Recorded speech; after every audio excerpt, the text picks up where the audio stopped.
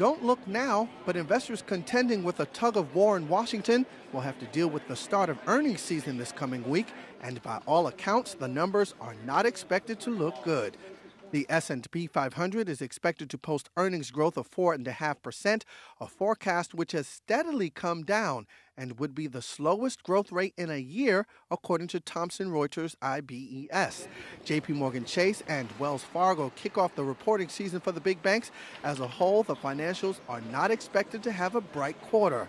Paul Miller covers the industry for FBR Capital Markets. They had some tailwinds in the quarter with higher rates, and the adjustment period it takes, especially with the mortgage banks, and the trading for the big broker dealers just wasn't there in the quarter. So, I think the banks have done a great job lowering expectations.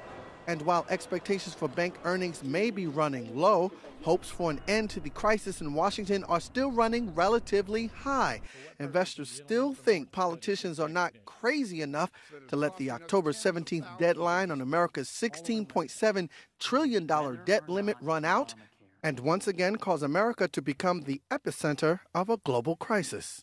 This is all about faith now. Right now, I think there is a consensus that the government will come to some consensus and come to an agreement and get this done. The further we go into this and the more people feel that's not going to happen, then you see that disruption. A disruption analysts say the economy can hardly bear. Third quarter earnings are already expected to show a consumer spooked by higher interest rates. Look to results from Costco and Yum Brands for that. A housing sector cooled by a spike in lending costs, which could be made worse by drying up of funds due to the government shutdown, and corporate leaders who would rather spend lightly and hire sparingly until Washington gets its act together.